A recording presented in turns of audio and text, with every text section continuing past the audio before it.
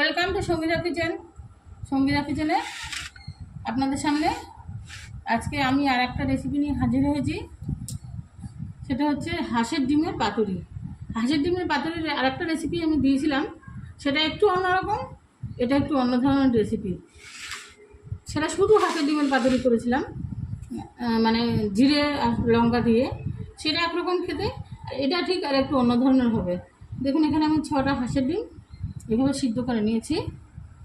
আর এর সঙ্গে লাগবে একটা বড় সাইজের পেঁয়াজ কুচি, এরকম ছোটো ছোটো করে আলু আমি কুচিয়ে নিয়েছি। মশলা যেটা লাগবে, 2 চামচ শুকনো লঙ্কা বাটা, একটু টমেটো, 1 চামচ জিরে বাটা, 1/2 চামচ আদা বাটা, 1/2 চামচ রসুন বাটা। এবার দেখুন, যেহেতু ডিমের পাতুরি করব, এবার আমি দেখুন এই ডিমগুলোকে একটা সুতোর সাহায্যে এরকমভাবে সমান করে কেটে নেব। সুতোর সাহায্যে এই সমান করে এইভাবে ডিমগুলো কেটে নেব, সুতো দিয়ে ধরে। এই দেখুন, তাহলে আমার কুসুমটা একটু এদিক ওদিক হবে না। দেখুন, একবারে সমানভাবে বেরিয়ে আসছে।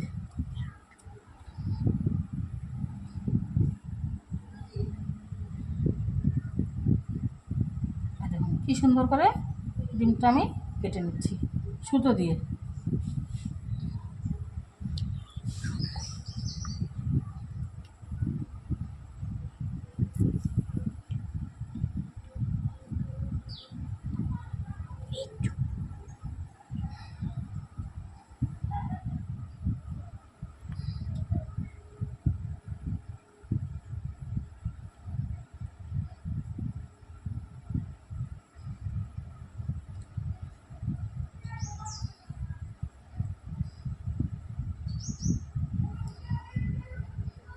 সব কটা ডিম আমি এভাবে সুন্দর করে কেটে নিয়েছি।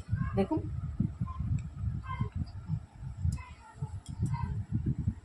কেটে নিলাম। এবার আমাকে যেটা করতে হবে সেটা হচ্ছে, দেখুন, যাতে ডিমের কুসুমগুলো বেরিয়ে না যায়, ওর জন্য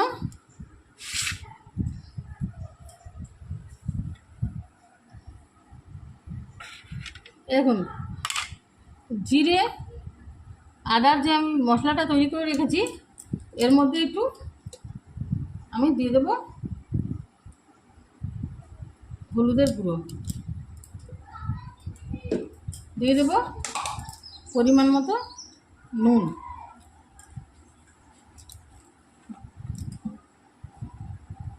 দিয়ে দেবো পরিমাণ মতো তেল।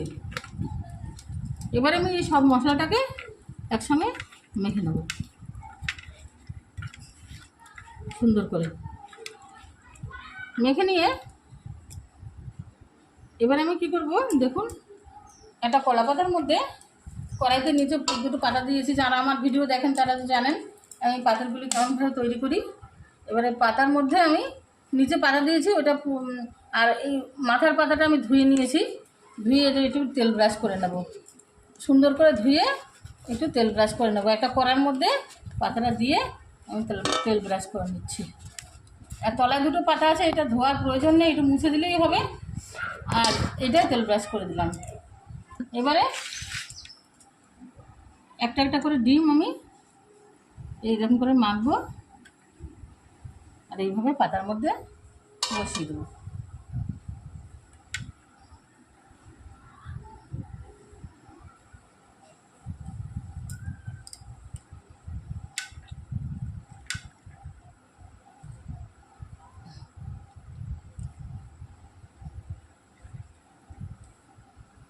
এরকম আমি 1 পিস করে ডিম নেবো, এইভাবে এরকম করে মশলা মাখবো, আর এইভাবে পাতার মধ্যে বসিয়ে দেবো।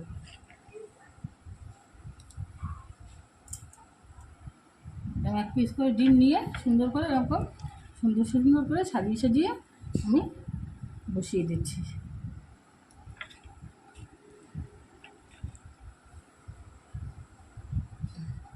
কত রকম খাবার আমরা বারবার আমাদের ভিডিওতে একটা কথা বলি, অনেক রকম খাবার রেসিপি আমরা রেস্তোরাঁয় বা মানে এখানে ওখানে খাই, প্রচুর অর্থ ব্যয় হয়।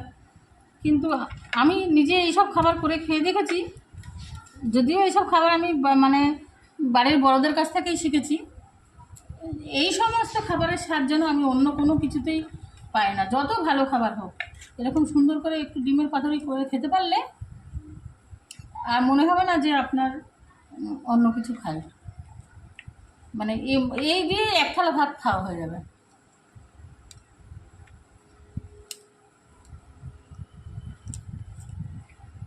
এবার কিছুটা মশলা অবশিষ্ট আছে, সেই মশলাটা আমি ডিমের উপর থেকে দিয়ে দিলাম খানিকটা। এবার দেখুন যেটা করতে হবে, এখানে যে আলুটা আমি রেখেছিলাম সেই আলুটার মধ্যে আমার সামান্য একটু নুন দিয়ে দিতে হবে। আলুটার ভিতরে সামান্য, যেহেতু এই মশলাটার মধ্যে খানিকটা নুন আছে, এবারে একটু টমেটো আর একটু পেঁয়াজ নিয়ে পেঁয়াজটাকে এরকম করে মেখে এই মশলাটা দিয়ে এটাকেও মেখে নিতে হবে সুন্দর করে।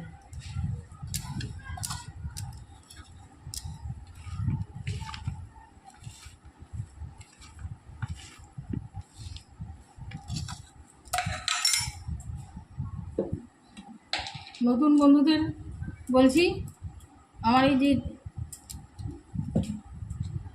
ছোট্ট চ্যানেল সহ সফলতা পাইনি, যার জন্য আপনাদের কাছে বারবার করে বলছি আমার এই ভিডিওগুলো খুব ভালো রান্না না হোক, কিন্তু আশা করি যারা খাবেন তারা খারাপ করে বলতে পারবেন না।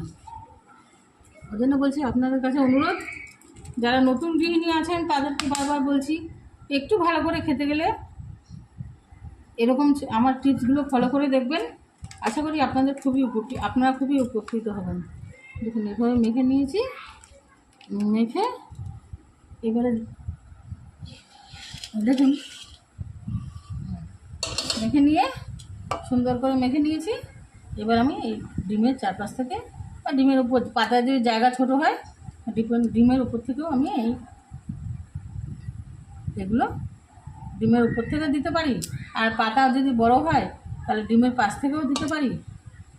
কোনো কিছুতেই অসুবিধা নেই। আমার যেহেতু পাতাটা ছোট হয়ে গেছে একটু, যার জন্য আমি কী করেছি ডিমের উপর থেকে এগুলো দিয়ে দিয়েছি, তাতে কোনো অসুবিধা নেই। এবার আমি কী করব, গ্যাসের এটাকে বসিয়ে দেবো ঢাকা দিয়ে। চলুন দেখিয়ে দিচ্ছি কীভাবে বসাবো। চলো, এই দেখুন আমি গ্যাসে আস্তে করে এটা বসিয়ে দিলাম, আর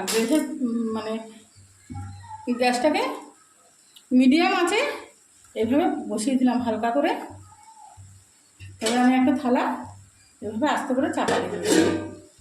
10 থেকে 15 মিনিট এইভাবে ফুটুক, তার ভাপা হোক, তারপরে আমি আপনাদের সঙ্গে ফিরে আসছি।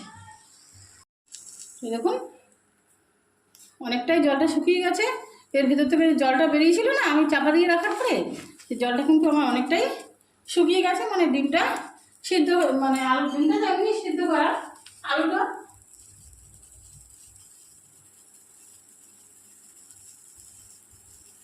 সিদ্ধ,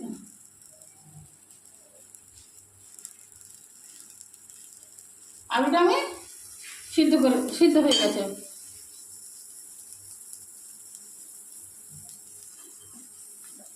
এবারে কড়াই থেকে নামিয়ে এরকম একটা থালায় আমাকে এইভাবে নামিয়ে দিতে হবে।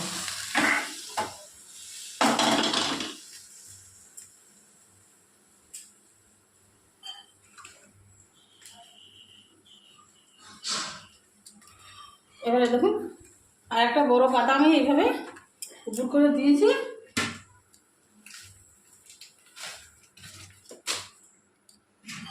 এবার আর একটা সমান পাতের থালা নিয়ে এইভাবে আমার ডিমটাকে উল্টে দিতে হবে, এরকম উল্টে দিতে হবে। দেখুন উল্টানো পদ্ধতিটাও আমি আপনাদের দেখে নিলাম। এবার করার মধ্যে দেখুন পুরো যে আগে পুড়ে গেছিলো সেই পাতাটা আমি ফেলে দিয়ে আর দুটো নতুন পাতা দিয়েছি। এবার দেখুন কী করতে হবে, এরকম থালাটা ধরে এইভাবে করার মতো নামিয়ে দিতে হবে।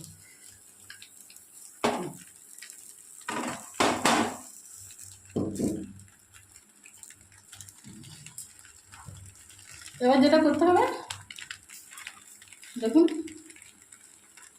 এর মধ্যে আবার একটু সরষের তেল আমার দিয়ে দিতে হবে।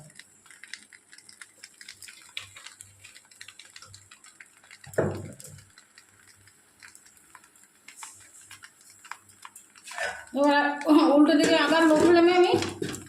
10 থেকে 15 মিনিট চাপা দিয়ে রেখে দিলাম। ততক্ষণ আমি অন্য কাজ সেরে আসি। এই রান্নাটা এমনই একটা রান্না যে আপনাকে বসিয়ে দিয়ে সামনে বসে থাকতে হবে না। এবার দেখুন এরকমভাবে 15 মিনিট আবার লো ফ্লেমে আমি এটাকে ভাপিয়ে নেব। এই দেখুন উল্টে আমি 15 মিনিট থেকে 20 মিনিট খুব লো ফ্লেমে গ্যাসটাকে আস্তে করে দিয়েছিলাম। এইবার দেখুন এইভাবে একটু পাতাটা টেনে নেবো।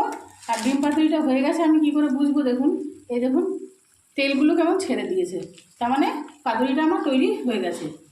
এবার আমি একটা পাত্রে নামিয়ে নেব। একটা পাত্রে এবার নামিয়ে নিচ্ছি। এই দেখুন বন্ধুরা, আমি একটা পাত্রে এইভাবে নামিয়ে নিয়েছি। এবার এইভাবে চামচে করে একটু করে 2 পিস করে 1 পিস করে ডিম তুলতে হবে, আর একটু করে আলু তুলে নিয়ে এইবারে একটা লেবু দিয়ে এই মশলাটাকে দিয়ে মেখে এইভাবে আপনারা করে খেয়ে দেখবেন, খুবই অপূর্ব খেতে লাগবে। ভিডিওটি যদি ভালো লেগে থাকে লাইক করবেন, কমেন্ট করবেন, শেয়ার করবেন, সাবস্ক্রাইব করবেন। নিত্য নতুন ভিডিওর আপলোড পেতে পাশে থাকা বেল আইকন টিপে দেবেন। ধন্যবাদ।